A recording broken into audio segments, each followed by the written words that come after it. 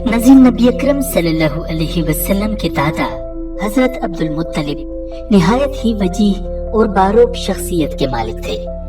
पूरे अरब में उन्हें निहायत ही इज्जत और एहतराम की निगाह से देखा जाता था। कभी ऐसा इत्तेफाक पेश नहीं आया कि किसी बादशाह ने उन्हें देखकर उनकी ताजीम और तकरीम न की हो और उनकी सिफारिश न मानी हो। वो जब तक जिंदा रहे कुरैश की सरदारी उन्हीं के पास रही। नाज़रीन, तारीखी रिवायात में उनकी जिंदगी के ऐसे नाकाबिले यकीन वाक़यात का तज़किरा मिलता है जिन्हें जानकर आप हैरान रह जाएंगे। आज की इस वीडियो में हम आपको हजरत अब्दुल मुत्तलिब के मुकम्मल हालात जिंदगी मुस्तनद हवालों की रोशनी में बताएंगे। मगर वीडियो में आगे बढ़ने से पहले अगर आप हमारे चैनल पर नए हैं तो इस्लामिक कंटेंट देखने के लिए इस चैनल को जरूर सब्सक्राइब कीजिए। नाज़रीन, हजरत अब्दुल मुत्तलिब के वालिद का नाम हाशिम बिन अब्द मनाफ था। हजरत हाशिम कबीला कुरैश के सरदार थे। जब हजरत अब्दुल मुत्तलिब की विलादत का वक्त करीब आया तो हजरत हाशिम अपनी जोजा को उनके मेके मदीना में छोड़कर खुद तिजारत की गर्ज से मुल्क शाम चले गए और वहीं गजा में उनकी वफात हो गई।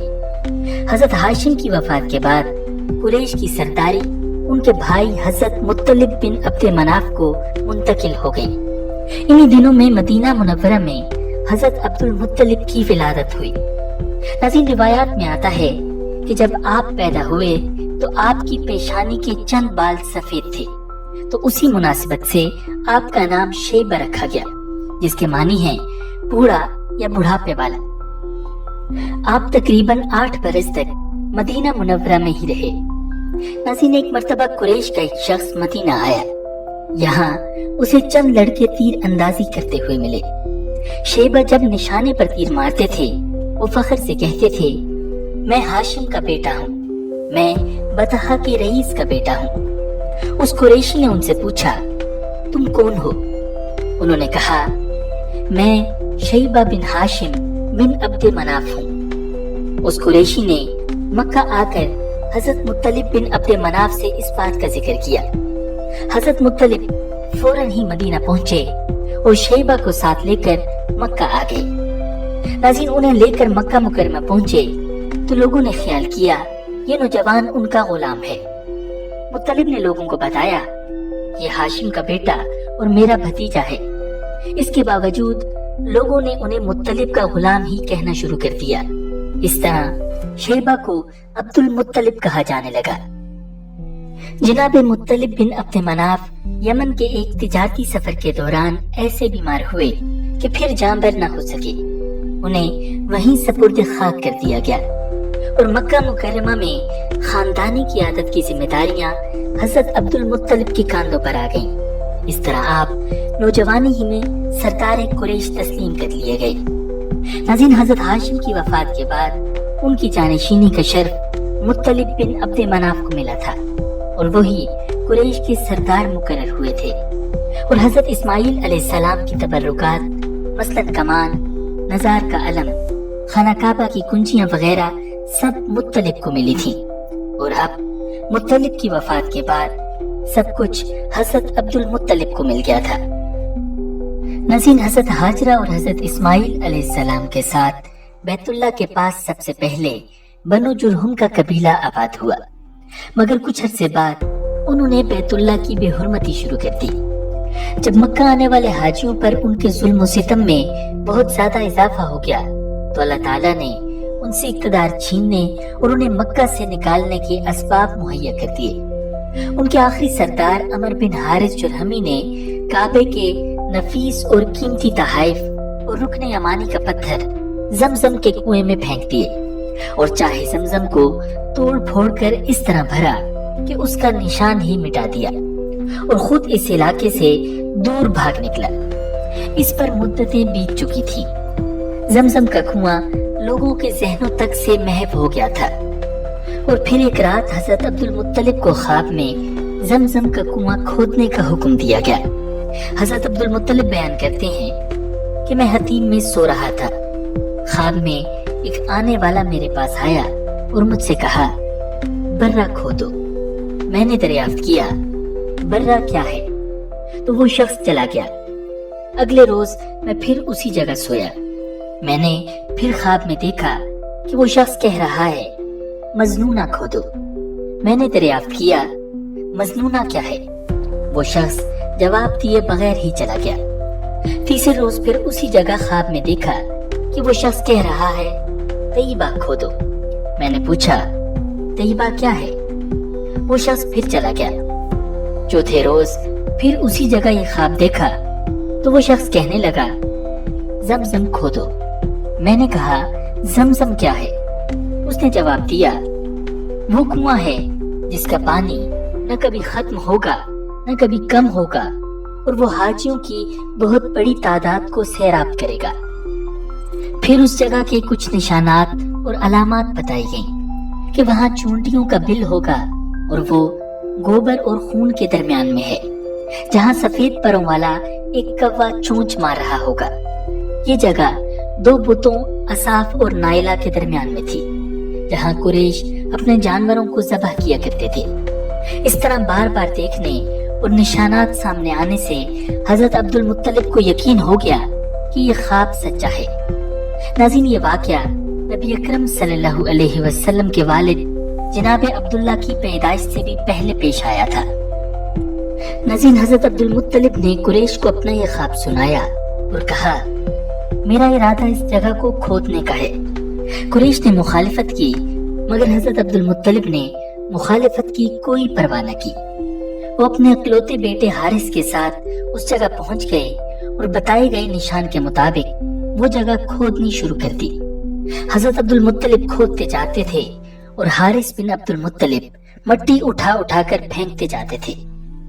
ناظرین، جب باپ اور بیٹا کنواں کھود رہے تھے تو اس موقع پر قریش نے ان کا مذاق اڑایا، جس پر حضرت عبد المطلب نے نظر مانی کہ اللہ تعالیٰ نے اگر انہیں 10 بیٹے عطا کیے اور وہ ان کے لیے قوت کا ذریعہ بنے تو وہ ایک بیٹے کو اللہ کی راہ میں کعبہ کے پاس ذبح کر دیں گے۔ 3 روز کی کھدائی کے بعد کنویں کے کچھ آثار نظر آنے لگے۔ حضرت عبد المطلب نے خوشی سے نعرہ لگایا یہی اسماعیل کا کنواں ہے۔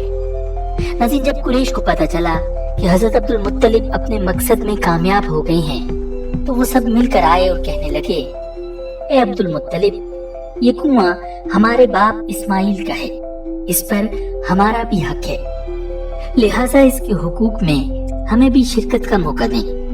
ناظرین، حضرت عبد المطلب نے جواب دیا ایسا ہرگز نہیں ہوگا، یہ فضیلت میرے ہی لیے خاص کی گئی ہے، تمہارا اس میں کوئی حصہ نہیں۔ لیکن قریش اپنے دعوے پر اصرار کرتے رہے۔ آخر کار یہ طے پایا کہ اس جھگڑے کا فیصلہ بنو سعد کی ایک کاہنہ سے کرایا جائے۔ ناظرین، یہ عورت شام کی سرحد کے پاس رہتی تھی۔ ناظرین، حضرت عبد المطلب اور قریش کے چند دیگر افراد کاہنہ کی طرف روانہ ہوئے۔ جب یہ قافلہ شام اور حجاز کے درمیان میں پہنچا تو ان کے پانی کا ذخیرہ ختم ہو گیا تھا۔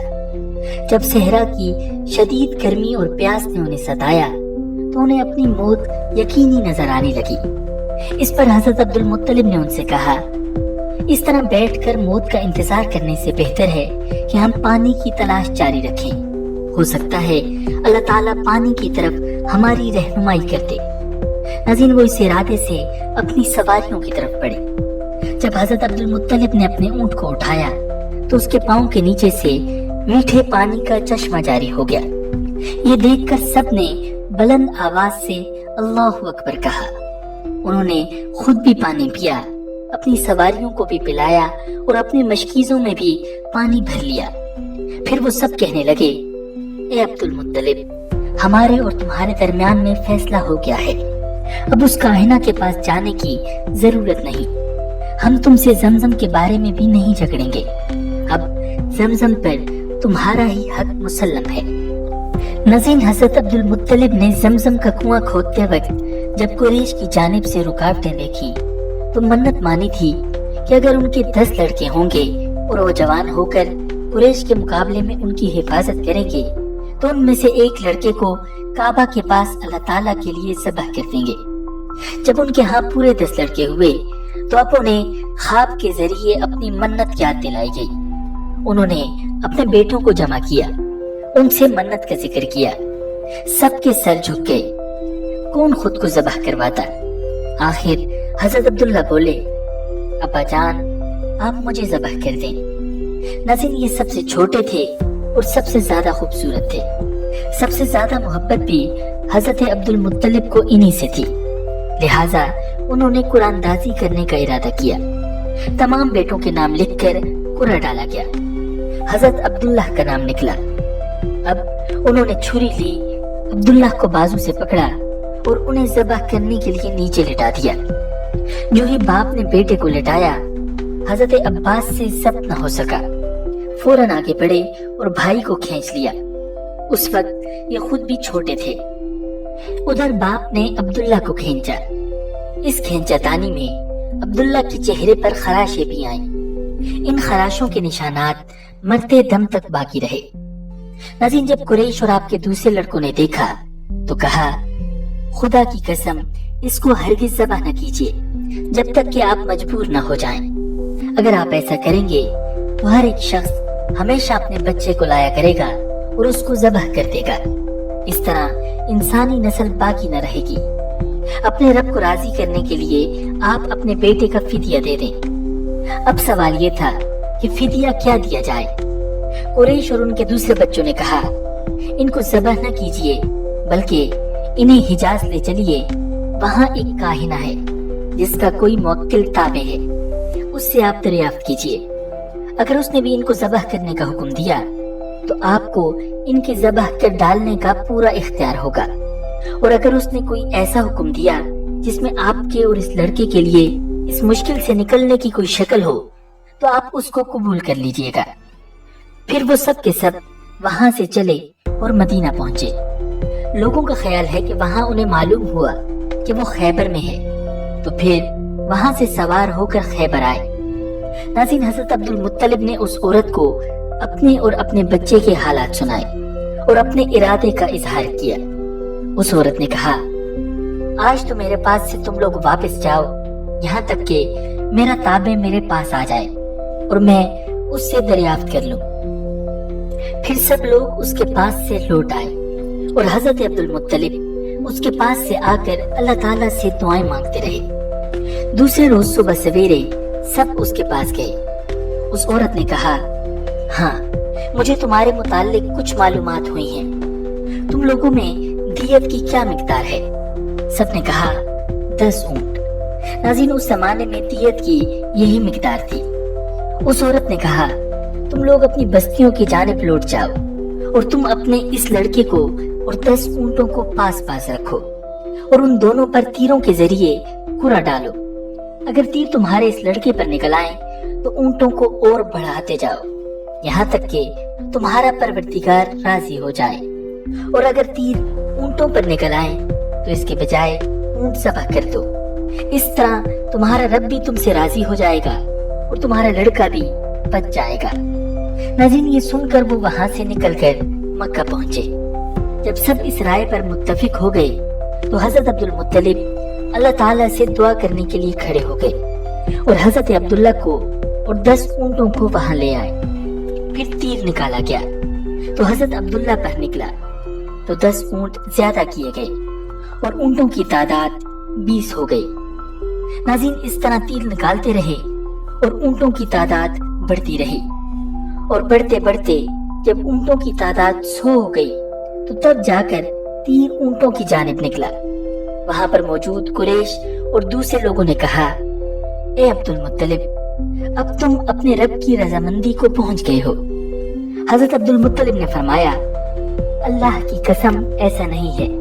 यहाँ तक कि 3 मर्तबा ऊंटों पर ही तीर निकले। नाज़रीन, फिर ये अमल 3 बार किया गया और हर बार ही तीर ऊंटों पर निकला। हजरत अब्दुल मुत्तलिब ने अल्लाहु अकबर की तकबीर कही। हजरत अब्दुल मुत्तलिब की बच्चियां अपने भाई हजरत अब्दुल्ला को ले गईं। हजरत अब्दुल मुत्तलिब ने सफा और मरवा के दरमियान में ऊंटों को ले जाकर कुर्बानी की। नाज़रीन, हजरत अब्दुल्ला बिन अब्बास रज़ियल्लाहु ताला अन्हु फरमाते हैं कि हजरत अब्दुल मुत्तलिब ने जब उन ऊंटों की कुर्बानी की तो हर एक के लिए उनको छोड़ दिया कि जो चाहे गोश्त खाए। इंसान, जानवर, चरिंद परिंद सब ने वो गोश्त खाया। हजरत अब्दुल्ला बिन अब्बास रज़ियल्लाहु ताला अन्हु से रिवायत है کہ اس واقعے سے قبل 10 اونٹوں کی دیت خون بہا ہوتی تھی۔ دستور یہ تھا کہ ایک جان کے بدلے 10 اونٹ دیے جائیں گے۔ حضرت عبد المطلب وہ پہلی شخص ہیں جنہوں نے ایک جان کا بدلہ 100 اونٹ قرار دیا، جس کے بعد قریش اور عرب میں بھی یہی دستور ہو گیا، اور نبی اکرم صلی اللہ علیہ وسلم نے بھی اس کو خود برقرار رکھا۔ ناظرین، اسی بنیاد پر نبی اکرم صلی اللہ علیہ وسلم فرمایا کرتے تھے، میں 2 ذبیح ہوں، یعنی حضرت اسماعیل علیہ السلام اور حضرت عبداللہ کی اولاد ہوں۔ ناظرین، حضرت عبد المطلب کی زندگی کا ایک اور انتہائی ناقابل یقین واقعہ اصحاب الفیل کا واقعہ ہے، جس کا تذکرہ اللہ رب العزت نے قرآن مجید میں بھی کیا ہے۔ واقعہ کچھ اس طرح ہے کہ ابرہہ نامی ایک شخص یمن کا عیسائی حاکم تھا۔ حج کے دنوں میں اس نے دیکھا کہ لوگ بیت اللہ کا حج کرنے چاہتے ہیں، جس کی وجہ سے قریش کی پورے عرب میں عزت کی جاتی ہے، تو اس نے کعبہ کے مقابلے پر صنعا میں ایک بہت بڑا کلیسا تعمیر کرایا۔ پھر لوگوں سے کہا، اب تمہیں بیت اللہ کا حج کرنے کے لیے مکہ جانے کی کوئی ضرورت نہیں، میں نے یہی تمہارے لیے بیت اللہ بنوا دیا ہے، لہٰذا اب تم اس کا طواف کرو۔ جب اس بات کی خبر بنو کنانہ کے ایک شخص کو ہوئی تو اس سے یہ بات برداشت نہ ہو سکی۔ وہ اس مصنوعی خانہ کعبہ کے خلاف دل ہی دل میں کرتا رہا۔ آخر اس نے دل میں ٹھان لی کہ وہ ابرہہ کی اس عمارت کو گندا کر کے چھوڑے گا۔ پھر ایک رات اس نے چوری چھپے بہت سی گندگی اس میں ڈال دی۔ ناظرین، ابرہہ کو معلوم ہوا تو وہ سخت غضبناک ہوا۔ وہ کہنے لگا، یہ کارروائی کسی عرب نے اپنے کعبہ کے لیے کی ہے، میں اسے ڈھا دوں گا اور اس کا ایک ایک پتھر توڑ دوں گا۔ اس نے شام اور حبشہ کو یہ تفصیلات لکھ دی، ان سے درخواست کی کہ وہ اپنا ہاتھی بھیج دیں۔ ناظرین، اس ہاتھی کا نام محمود تھا۔ یہ اس قدر بڑا تھا کہ اتنا بڑا ہاتھی روئے زمین پر دیکھنے میں نہیں آیا تھا۔ جب ہاتھی اس کے پاس پہنچ گیا تو وہ اپنی 60,000 کی فوج لے کر نکلا اور مکہ کا رخ کیا۔ یہ لشکر جب مکہ کے قرب و جوار میں پہنچا تو ابرہہ نے فوج کو حکم دیا کہ ان لوگوں کے جانور لوٹ لیے جائیں۔ اس کے حکم پر فوجیوں نے جانور پکڑ لیے، ان میں حضرت عبد المطلب کے اونٹ بھی شامل تھے۔ ناظرین، نفیل نامی ایک شخص بھی اس لشکر میں ابرہہ کے ساتھ موجود تھا، اور یہ حضرت عبد المطلب کا دوست تھا۔ حضرت عبد المطلب اس سے ملے، اونٹوں کے سلسلے میں بات کی۔ نفیل نے ابرہہ سے کہا، قریش کا سردار عبد المطلب ملنا چاہتا ہے۔ یہ شخص تمام عرب کا سردار ہے، شرف اور بزرگی اسے حاصل ہے، لوگوں میں اس کا بہت بڑا اثر ہے، لوگوں کو اچھے اچھے گھوڑے دیتا ہے، انہیں عطیات دیتا ہے اور کھانا کھلاتا ہے۔ ناظرین، یہ گویا حضرت عبد المطلب کا تعارف تھا۔ ابرہہ نے انہیں ملاقات کے لیے بلایا۔ ابرہہ نے ان سے پوچھا، بتائیے آپ کیا چاہتے ہیں؟ انہوں نے جواب دیا، میں چاہتا ہوں میرے اونٹ مجھے واپس مل جائیں۔ ان کی بات سن کر ابرہہ بہت حیران ہوا۔ اس نے کہا، مجھے تو بتایا گیا تھا کہ آپ عرب کے سردار ہیں، بہت عزت اور بزرگی کے مالک ہیں، لیکن لگتا ہے مجھ سے غلط بیانی کی گئی ہے، کیونکہ میرا خیال تھا کہ آپ مجھ سے بیت اللہ کے بارے میں بات کریں گے، جس کو میں گرانے آیا ہوں اور جس کے ساتھ آپ سب کی عزت وابستہ ہے، لیکن آپ نے تو سرے سے اس کی بات ہی نہیں کی اور اپنے اونٹوں کا رونا لے کر بیٹھ گئے۔ یہ کیا بات ہوئی؟ ناظرین، اس کی بات سن کر حضرت عبد المطلب بولے، آپ میرے اونٹ مجھے واپس دے دیں، بیت اللہ کے ساتھ جو چاہے کریں، اس لیے کہ اس گھر کا ایک پروردگار ہے، وہ خود ہی اس کی حفاظت کرے گا، مجھے اس کے لیے فکر مند ہونے کی کوئی ضرورت نہیں۔ ناظرین، ان کی بات سن کر ابرہہ نے حکم دیا، ان کے اونٹ واپس دے دیے جائیں۔ جب انہیں ان کے اونٹ واپس مل گئے تو انہوں نے ان کے سموں پر چمڑے چڑھا دیے اور ان پر نشان لگا دیے، انہیں قربانی کے لیے وقف کر کے حرم میں چھوڑ دیا تاکہ پھر کوئی انہیں پکڑ لے تو حرم کا پروردگار اس پر غضبناک ہو۔ پھر حضرت عبد المطلب ہیرا پہاڑ پر چڑھ گئے، ان کے ساتھ ان کے کچھ دوست تھے۔ انہوں نے اللہ تعالیٰ سے درخواست کی، اے اللہ، انسان اپنے سامان کی حفاظت کرتا ہے، تو اپنے سامان کی حفاظت کر۔ ناظرین، ادھر سے ابرہہ اپنا لشکر لے کر آگے بڑھا۔ وہ خود ہاتھی پر سوار لشکر کے درمیان موجود تھا۔ ایسے میں اس کے ہاتھی نے آگے بڑھنے سے انکار کر دیا اور وہ زمین پر بیٹھ گیا۔ ہاتھی بانوں نے اسے اٹھانے کی کوشش کی لیکن وہ نہ اٹھا۔ انہوں نے اس کے سر پر ضربے لگائیں، انکس چبھوئے مگر وہ کھڑا نہ ہوا۔ کچھ سوچ کر انہوں نے اس کا رخ یمن کی طرف کر دیا تو وہ فوراً اس طرف چلنے لگا۔ اس کا رخ پھر مکہ کی طرف کیا گیا تو وہ پھر رک گیا۔ ہاتھی بانوں نے یہ تجربہ بار بار کیا۔ آخر ابرہہ نے حکم دیا ہاتھی کو شراب پلائی جائے تاکہ نشے میں اسے کچھ ہوش نہ رہ جائے اور ہم اسے مکہ کی طرف آگے بڑھا سکیں۔ چنانچہ اسے شراب پلائی گئی لیکن اس پر اس کا بھی کوئی اثر نہ ہوا۔ ناظرین، ابرہہ کے ہاتھی کو اٹھانے کی مسلسل کوشش جاری تھی کہ اچانک سمندر کی طرف سے ان کی طرف اللہ تعالیٰ نے چڑیوں کو بھیج دیا۔ وہ ٹڈیوں کی جھنڈ کی طرح آئیں۔ دوسری طرف حضرت عبد المطلب مکہ میں داخل ہوئے، حرم میں پہنچے اور کعبہ کے دروازے کی زنجیر پکڑ کر ابرہہ اور اس کے لشکر کے خلاف فتح کی دعا مانگی۔ ان کی دعا کے الفاظ یہ تھے: اے اللہ، یہ بندہ اپنے قافلے اور اپنی جماعت کی حفاظت کر رہا ہے، تو اپنے گھر یعنی بیت اللہ کی حفاظت فرما۔ ابرہہ کا لشکر فتح نہ حاصل کر سکے، ان کی طاقت تیری طاقت کے آگے کچھ بھی نہیں۔ آج صلیب کامیاب نہ ہو سکے۔ ناظرین، صلیب کا لفظ اس لیے بولا کہ ابرہہ عیسائی تھا اور صلیب کو عیسائی اپنے نشان کے طور پر ساتھ لے کر چلتے ہیں۔ اب انہوں نے اپنی قوم کو ساتھ لیا اور ہیرا پہاڑ پر چڑھ گئے کیونکہ ان کا خیال تھا کہ وہ ابرہہ کا مقابلہ نہیں کر سکیں گے۔ اور پھر اللہ تعالیٰ نے پرندوں کے جھنڈ بھیج دیے۔ یہ پرندے چڑیا سے قدرے بڑے تھے۔ ان میں سے ہر پرندے کی چونچ میں پتھر کے 3 ٹکڑے تھے۔ یہ پتھر پرندوں نے ابرہہ کے لشکر پر گرانے شروع کر دیے۔ جو یہ پتھر ان پر گرے، ان کے ٹکڑے ٹکڑے ہو گئے، بالکل اسی طرح جیسے آج کسی جگہ اوپر سے بم گرایا جائے تو جسموں کے ٹکڑے اڑ جاتے ہیں۔ ناظرین، ابرہہ کا ہاتھی محمود البتہ ان کنکریوں سے محفوظ رہا، باقی سب ہاتھی تہس نہس ہو گئے۔ روایات کے مطابق ان ہاتھیوں کی تعداد 13 تھی۔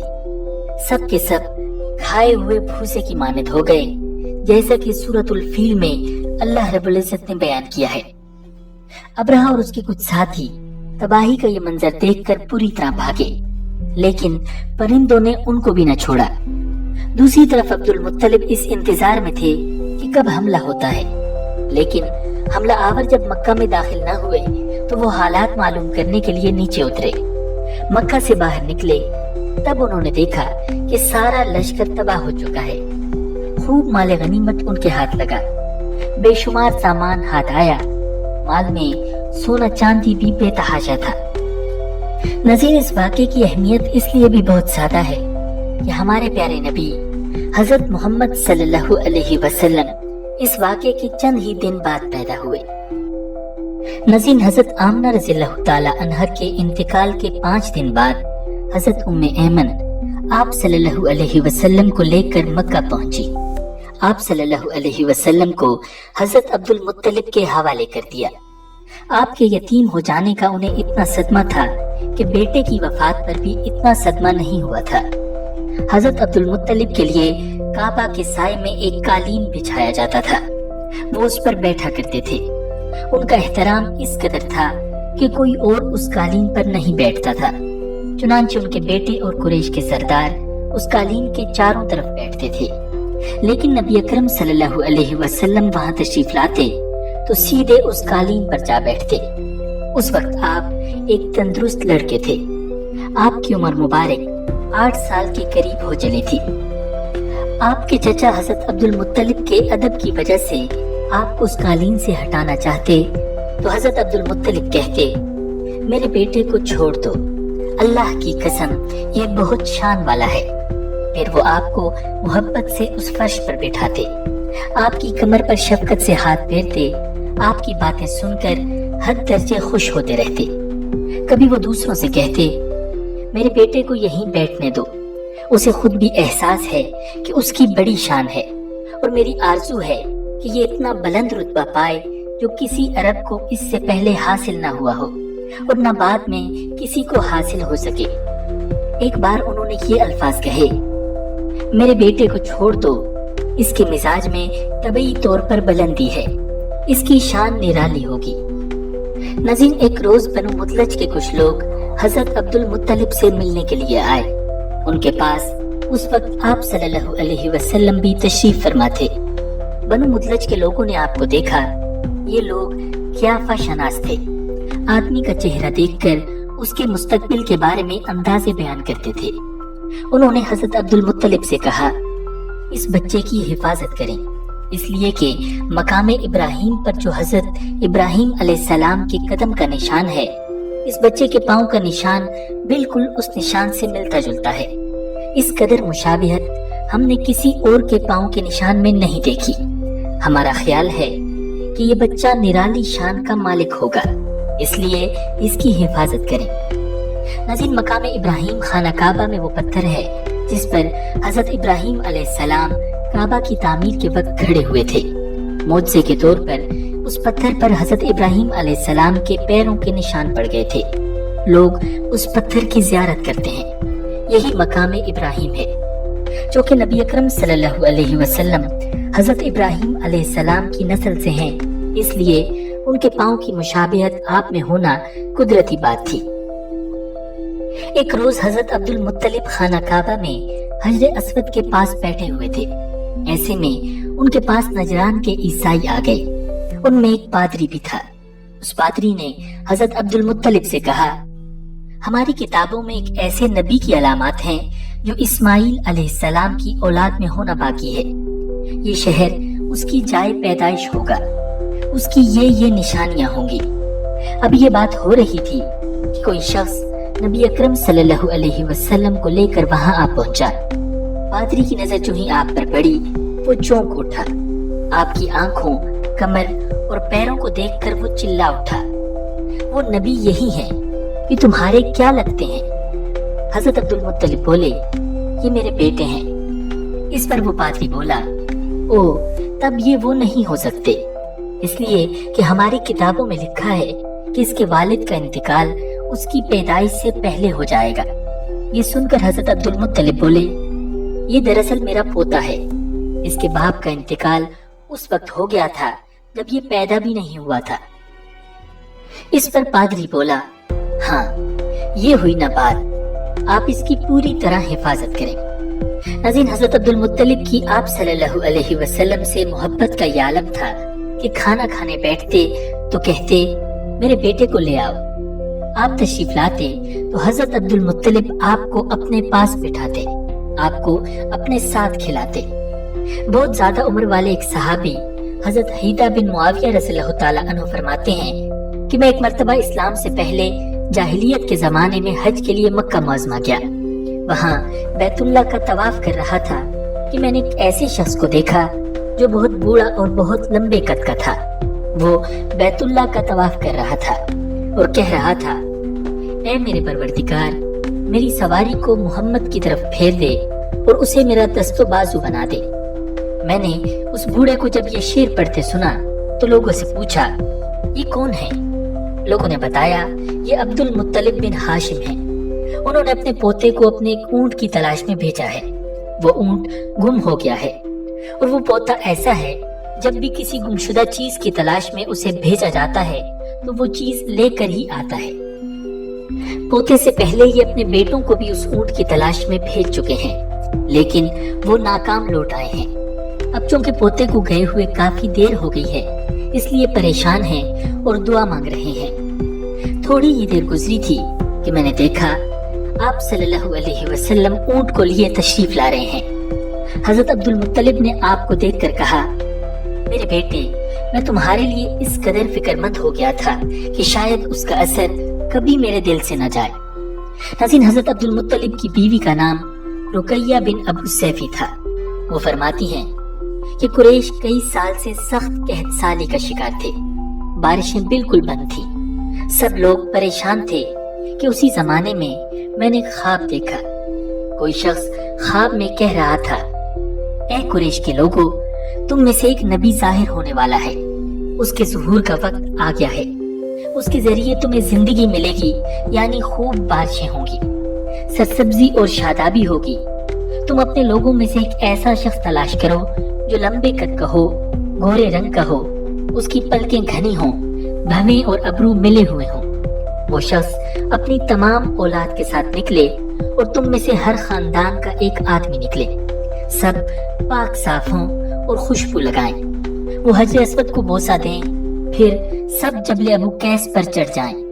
پھر وہ شخص جس کا حلیہ بتایا گیا ہے آگے بڑھے اور بارش کی دعا مانگے, اور تم سب آمین کہو تو بارش ہو جائے گی.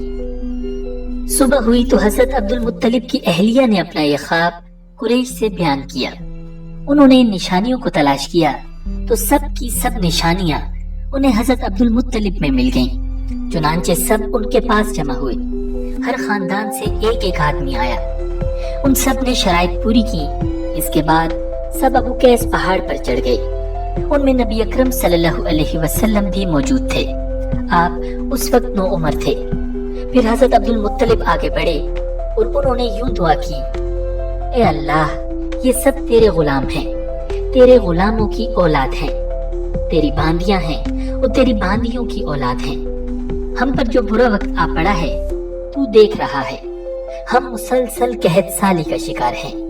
اب اونٹ, گائے, گھوڑے, خچر اور گدھے سب کچھ ختم ہو چکے ہیں اور جانوروں پر بنائی ہے. اس لیے ہماری یہ خوش سالی ختم فرما دے, ہمیں زندگی اور سرسبزی اور شادابی عطا فرما دے. ناظرین, ابھی یہ دعا مانگ ہی رہے تھے کہ بارش شروع ہو گئی. وادیاں پانی سے بھر گئیں, لیکن اس بارش میں ایک بہت عجیب بات ہوئی. وہ عجیب بات یہ تھی کہ قریش کو یہ سیرابی ضرور حاصل ہوئی, مگر یہ بارش قبیلہ قیس اور قبیلہ مضر کی قریبی بستیوں میں بالکل نہ ہوئی. اب لوگ بہت حیران ہوئے کہ یہ کیا بات ہوئی.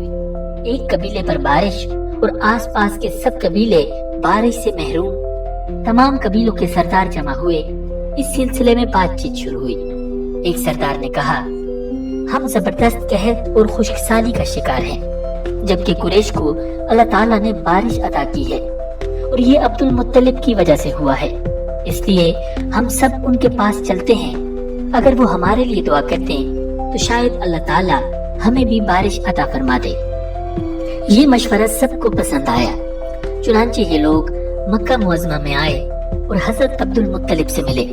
انہیں سلام کیا, پھر ان سے کہا, اے عبد المطلب, ہم کئی سال سے خشک سالی کے شکار ہیں. ہمیں آپ کی برکت کے بارے میں معلوم ہوا ہے, اس لیے مہربانی فرما کر آپ ہمارے لیے بھی دعا کریں. اس لیے کہ اللہ تعالیٰ نے آپ کی دعا سے قریش کو بارش عطا کی ہے. ان کی بات سن کر حضرت عبد المطلب نے کہا, اچھی بات ہے, میں کل میدان عرفات میں آپ لوگوں کے لیے بھی دعا کروں گا.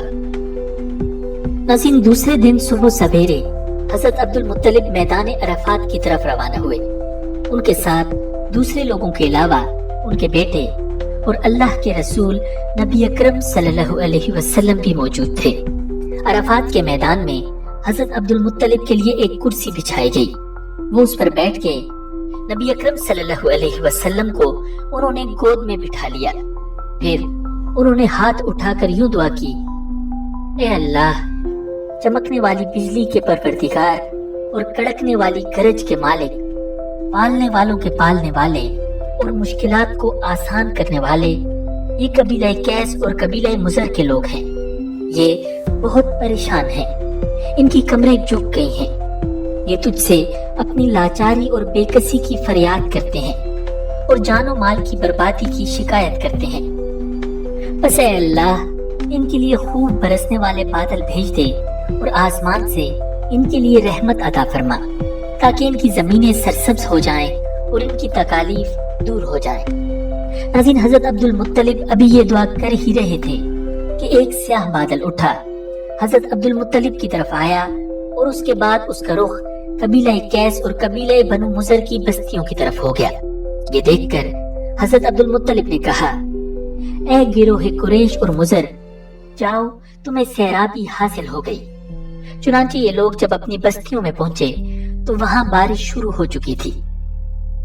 नज़ीर नबी अकरम सल्लल्लाहु अलैहि वसल्लम की उम्र मुबारक 7-8 साल की लगभग थी कि एक मर्तबा आपकी आंखें दुखने को आ गईं। मक्का में आंखों का इलाज कराया गया लेकिन अफाका न हुआ। हजरत अब्दुल मुत्तलिब से किसी ने कहा, उकास के बाजार में एक राहिब रहता है, वो आंखों की तकालीफ का इलाज करता है। हजरत अब्दुल मुत्तलिब आपको उसके पास ले गए। उसकी इबादतगाह का दरवाजा बंद था। इन्होंने उसे आवाज दी। राहिब ने कोई जवाब न दिया कि अचानक इबादतगाह में शदीद जलजला आ गया।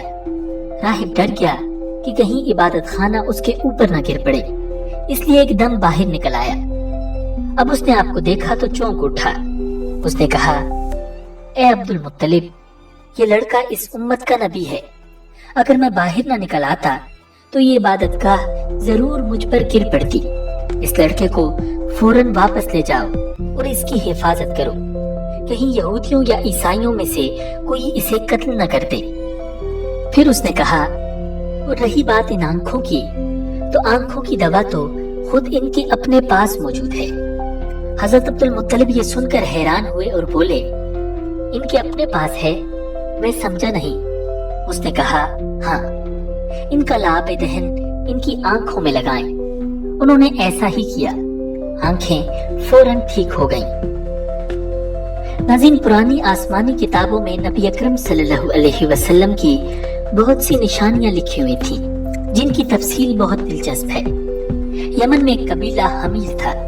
वहाँ एक शख्स सैफ बिन यज़न था। वो सैफ हमीरी कहलाता था।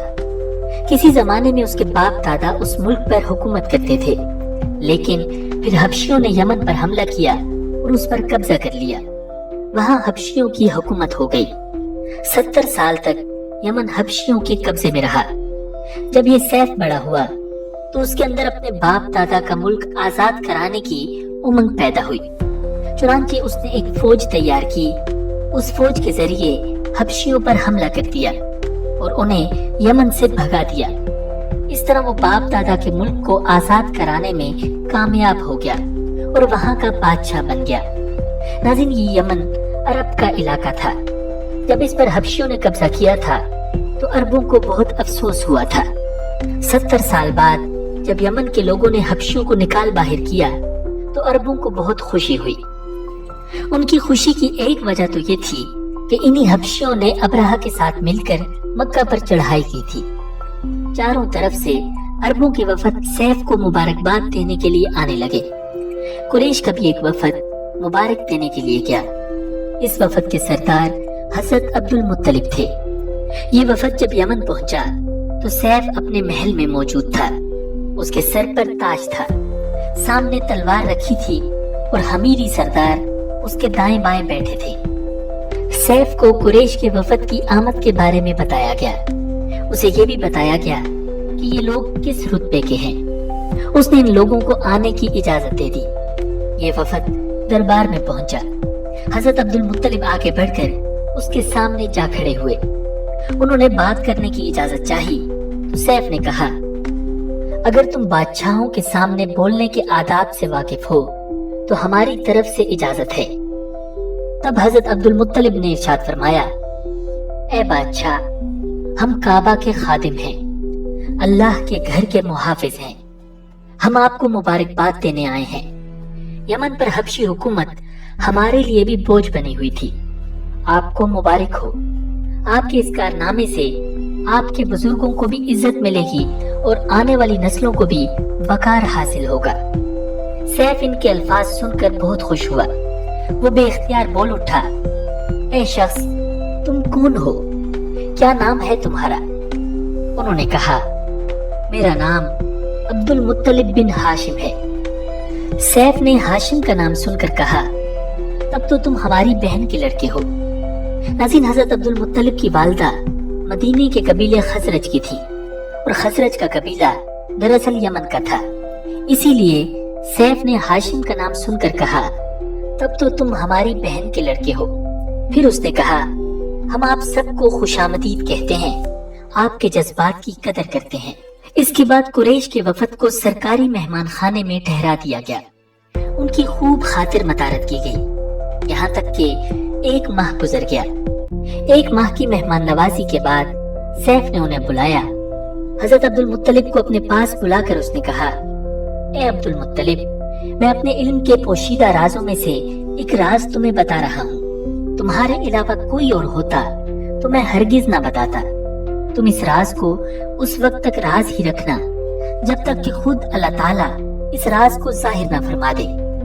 ہمارے پاس ایک پوشیدہ کتاب ہے، وہ پوشیدہ رازوں کا ایک خزانہ ہے، ہم دوسروں سے اس کو چھپا کر رکھتے ہیں۔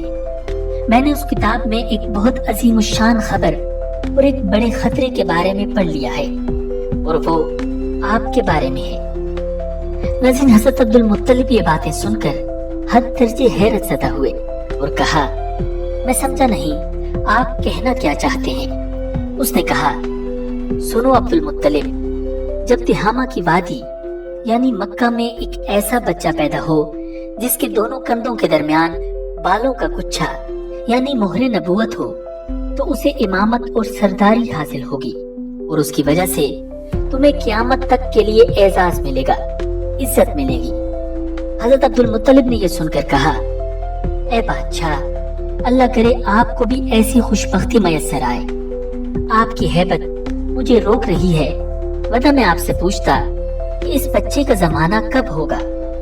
بادشاہ نے جواب میں کہا، یہی اس کا زمانہ ہے، وہ اسی زمانے میں پیدا ہوگا یا پیدا ہو چکا ہے۔ اس کا نام محمد ہوگا۔ اس کی والدہ کا انتقال ہو جائے گا، اس کے دادا اور چچا اس کی پرورش کریں گے۔ ہم بھی اس کے آرزو مند رہے کہ وہ بچہ ہمارے ہاں پیدا ہو۔ اللہ تعالیٰ اسے کھلے عام ظاہر فرمائے گا، اور اس کے لیے ہم میں سے یعنی مدینے کے قبیلے خزرج میں سے اس نبی کے مددگار بنائے گا۔ ان کے ذریعے اس نبی کے خاندان اور قبیلے والوں کو عزت حاصل ہوگی۔ وہ نبی رحمان کی عبادت کرے گا، شیطان کو دھمکائے گا، آتش کدوں کو ٹھنڈا کرے گا، بتوں کو توڑ ڈالے گا۔ اس کی ہر بات آخری فرمان ہوگی، اس کے احکامات انصاف والے ہوں گے۔ وہ نیک کاموں کا حکم دے گا، خود بھی ان پر عمل کرے گا، برائیوں سے روکے گا اور ان کو مٹا ڈالے گا۔ حضرت عبد المطلب نے سیف کو دعا دی، پھر کہا، کچھ اور تفصیل بیان کریں۔ اس نے کہا، بات ڈھکی چھپی ہے اور علامتیں پوشیدہ ہیں، مگر اے عبد المطلب، اس میں شبہ نہیں کہ تم اس کے دادا ہو۔ ناظرین، حضرت عبد المطلب یہ سن کر فوراً سجدے میں گر گئے، اور پھر سیف نے ان سے کہا، اپنا سر اٹھاؤ، اپنی پیشانی اونچی کرو اور مجھے بتاؤ، جو کچھ میں نے تم سے کہا ہے، کیا تم نے ان میں سے کوئی علامت اپنے ہاں دیکھی ہے؟ اس پر حضرت عبد المطلب نے کہا، ہاں، میرا ایک بیٹا تھا، میں اسے بہت چاہتا تھا۔ میں نے ایک شریف اور معزز لڑکی آمنہ بنت وہب اپنے مناف سے اس کی شادی کر دی۔ وہ میری قوم کے انتہائی باعزت خاندان سے تھی۔ اس سے میرے بیٹے کے ہاں ایک لڑکا پیدا ہوا، میں نے اس کا نام محمد رکھا۔ اس بچے کا باپ اور ماں دونوں فوت ہو چکے ہیں۔ اب میں اور اس کا چچا ابو طالب اس کی دیکھ بھال کرتے ہیں۔ اب سیف نے ان سے کہا، میں نے تمہیں جو کچھ بتایا ہے وہ واقعہ اسی طرح ہے۔ اب تم اپنے پوتے کی حفاظت کرو، اسے یہودیوں سے بچائے رکھو، اس لیے کہ وہ اس کے دشمن ہے۔ یہ اور بات ہے کہ اللہ تعالیٰ ہرگز ان لوگوں کو ان پر قابو نہیں پانے دے گا، اور میں نے جو کچھ آپ کو بتایا ہے اس کا اپنے قبیلے والوں سے ذکر نہ کرنا۔ مجھے ڈر ہے کہ ان باتوں کی وجہ سے ان لوگوں میں حسد اور جلن نہ پیدا ہو جائے۔